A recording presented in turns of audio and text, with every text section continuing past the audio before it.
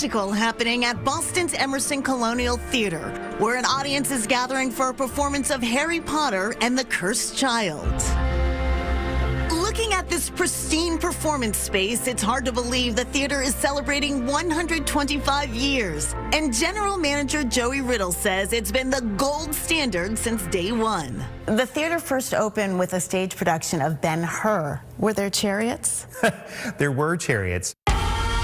There were 350 crew and cast members for the show, and there were 8 horses that actually completed the chariot race on stage every performance. 125 years later, evidence of that first show still remains, as Chronicle learned during a 1998 behind-the-scenes visit. When it came time for the chariot scene, the horses were raised up from the basement on a hydraulic lift. On stage, they galloped on a treadmill. Dust was blown up to create the effect of movement.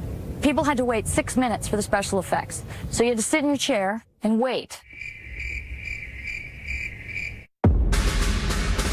Fast forward to 1943, World War II rages across Europe. Il Duce, Benito Mussolini, is pushed from power. And at Boston's Colonial Theater, Rodgers and Hammerstein create a new opening number for their musical, Away We Go. It would go on to Broadway fame as Oklahoma. So this staircase is where the cast of Oklahoma learned that title song. Oh, that's amazing. It is. And so other casts, of course, have heard this story. And so anytime that we have a theatrical, especially a pre-Broadway in the building, are great photos of the entire company on this staircase. Well, if it's good enough for Dolly, it's certainly good enough for me. But the stairs are just the beginning.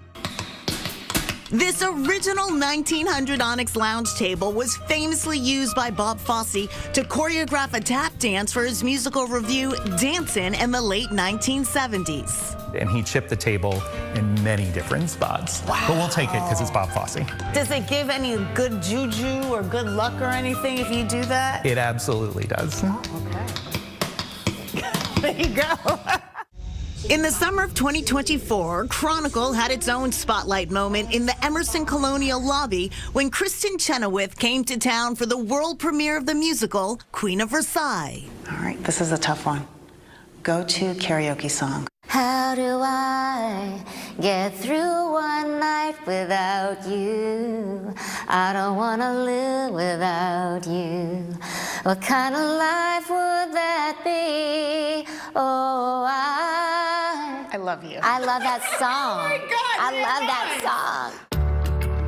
In the mid-2010s, the Emerson Colonial Theater was at a crossroads. There was talk of converting this into a dining hall. Emerson College owns the building and was trying to figure out what to do with the space. People like Stephen Sondheim spoke up and said, it's one of the most beautiful theaters in the country, so let's see if we can figure something out. And so ATG came in and renovated and restored the space to what you see today.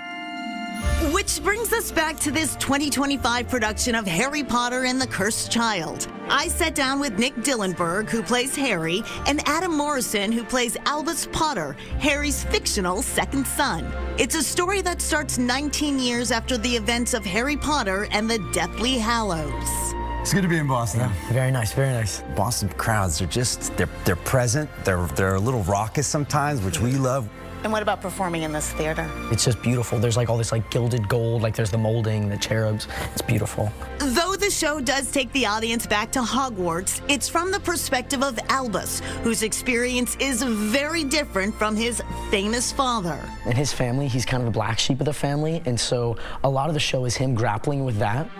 Let's not spoil the story, but instead introduce you to the actors who bring it to life with a round of rapid fire. Nick, we're starting with you. One spell you want in real life. Ooh, invisibility. All right, Adam, if Harry is Gryffindor, what house are you? I'm Hufflepuff. All the way I'm a Hufflepuff.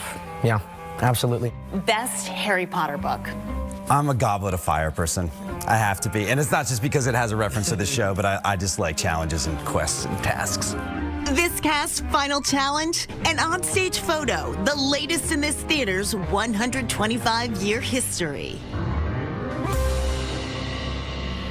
So cool. And the Emerson Colonial really was the place for pre-Broadway premieres. In addition to Oklahoma, it launched Carousel, Porgy and Bess, Anything Goes, and the list goes on. In 2018, the Emerson premiered Moulin Rouge, the musical. That was just after their major renovation. And the producers of the show weren't thrilled with the color of the walls, which they thought were going to be red. So they covered them with red wallpaper, just temporary, for the run of the show.